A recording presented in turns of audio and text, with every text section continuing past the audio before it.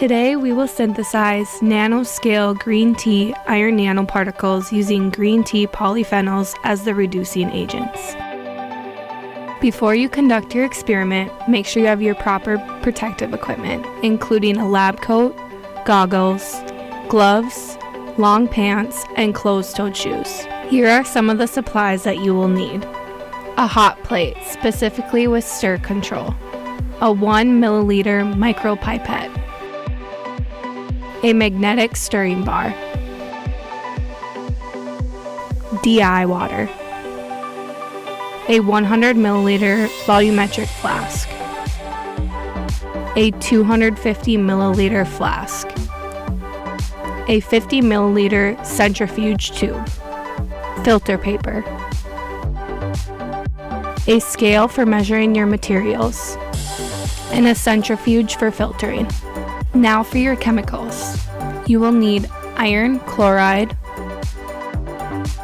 sodium hydroxide, commercial green tea that you grind into a fine powder. For step 1, you will begin by adding your weigh tray to the scale and zeroing it. Once your scale is zeroed, begin adding your finely ground green tea to the tray until you have measured out a total of 10 grams. Once you have finished measuring your green tea, it should look something like this. You are then ready to add it to your 250 milliliter flask. Once all the green tea is added, grab your magnetic stirring bar and place it into the flask with your ground green tea. You are now ready to add your DI water that was measured using a 100 milliliter volumetric flask. Slowly add your DI water to your green tea mixture and place it onto the hot plate. Turn both the stirring and heating elements on to medium. Heat your green tea and water mixture until 70 degrees for 3 hours using continuous stirring. Make sure to check your temperature regularly using a thermometer. After your green tea has been extracting for 3 hours, we will begin the process of filtering. For filtering, you will need a vacuum pump with tubing, a flask for collecting your concentration, filter paper, and a 47 millimeter magnetic filter funnel. Make sure you wet your filter paper before you begin adding your green tea mixture. After you have turned your vacuum pump on, begin adding your green tea extract to the filter by using a micropipette. You will filter your mixture until you have reached 0.45 micrometers. Your finished filtered green tea extract should look something like this. Using a 100 milliliter volumetric flask, we will ensure we have the correct amount. You can use DI water to adjust to 100 milliliters if needed. After you have finished measuring, you can place your green tea extract back into a 250 milliliter flask. If you are not using your extract immediately, you can store it in a refrigerator at 4 degrees Celsius. For step 2, you will be measuring iron chloride. Remember to zero your scale before you begin measuring. Measure 2.7 grams of your iron chloride to use for your synthesis. Once you have measured 2.7 grams of iron chloride, you are ready to make your solution. Using a funnel, add your iron chloride to a 100 milliliter volumetric flask.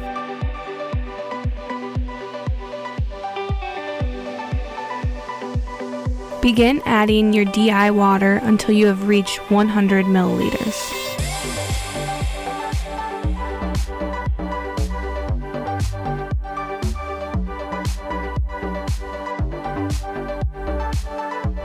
Cover the top of your flask using parafilm and begin mixing until all the salt has dissolved. You have just prepared a 0.1 molar solution of iron chloride. You are now ready to begin your synthesis. Add a magnetic stirring bar into your green tea extract and place onto a hot plate. Make sure that your stirring is on medium. You will not need heat for this step, so make sure that element is at 0. By using a 50 milliliter burette, we will dropwise add our iron chloride solution to our green tea extract. You will immediately see a color change once you begin adding your solution to the green tea. After you have finished adding your 100 milliliters of iron chloride, you will continuously stir the solution for 30 minutes. You will start to see bubbles and particles forming on the outside. This indicates that your synthesis has begun.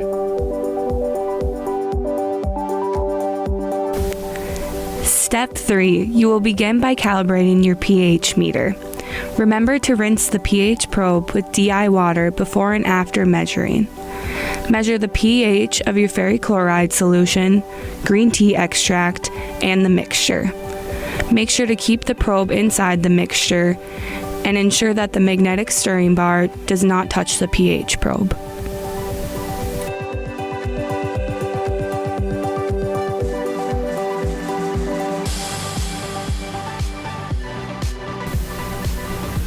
Step 4. You will begin by adjusting the pH of your mixture to 7. You will dropwise add sodium hydroxide or hydrochloric acid. Then you will stir your mixture continuously for 24 hours. You will begin to see black, blackish, or gray precipitates forming at the bottom of your glassware. These are your clustered nanoparticles.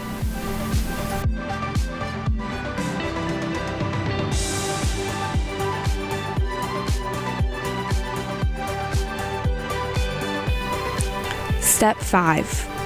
After your mixture has been stirring for 24 hours, you can transfer your contents into multiple 50 milliliter centrifuge tubes. You will use a micropipette. Now you are ready to centrifuge.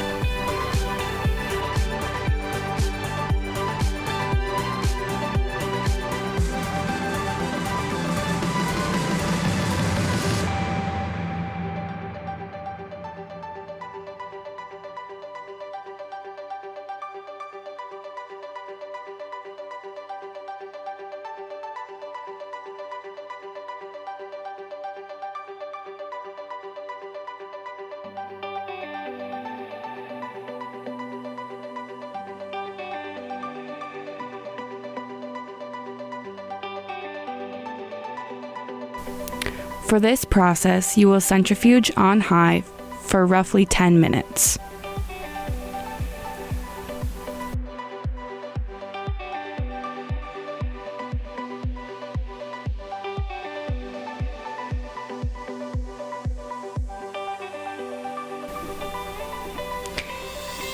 After your 10 minutes are up, discard of your supernatant as this is considered hazardous waste. You will repeat this process 3 times using DI water.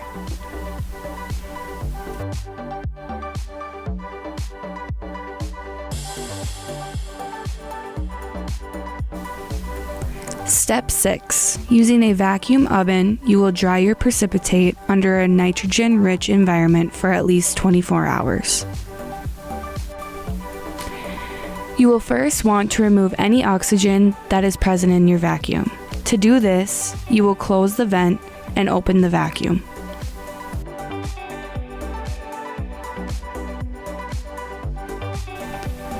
Once the oxygen is removed, you can then close the vacuum and open the vents.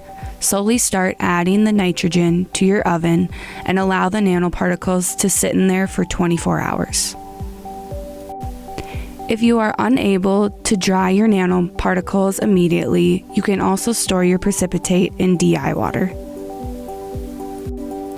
After 24 hours, slowly allow air back into your vacuum oven. Because your nanomaterial is highly flammable, we want to prevent any sudden burning or fire. This slow exposure to air creates an oxide layer on nanoparticles that protect them from further sudden oxidation.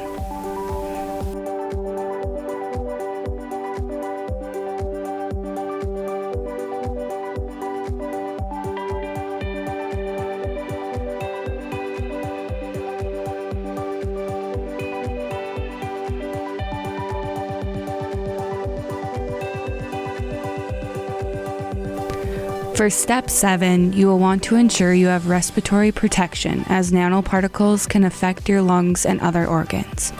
You can use a fitted N95 respiratory mask like the one shown here. Using a mortar and pestle, grind your precipitate for roughly 2 minutes to form nanoscale, zero-valent iron particles. Once you are done grinding your precipitate, you will transfer your nanomaterial to 20 milliliter glass vials.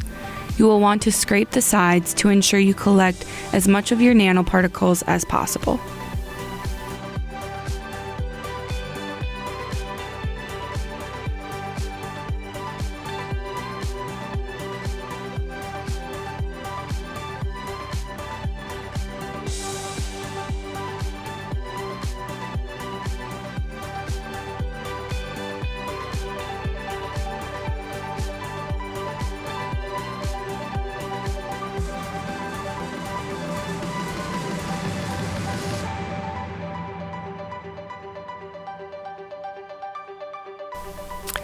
Once you have finished transferring your nanoparticles, you can now prepare them for storage.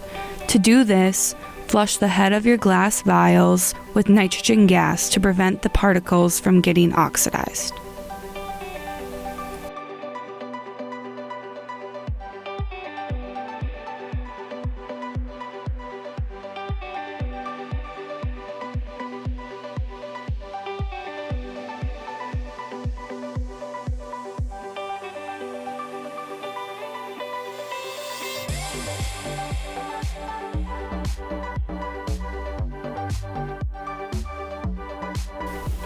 Step 8.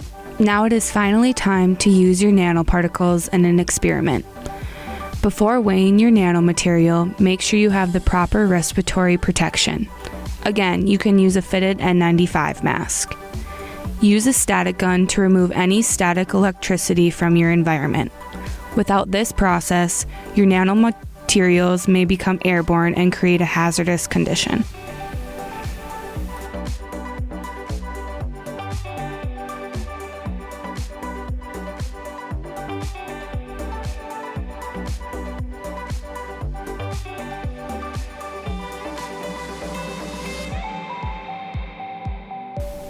With this synthesis process, you should get approximately 1.7 grams of nanoparticles. Please note that nanoparticles may be toxic, so store and handle them carefully.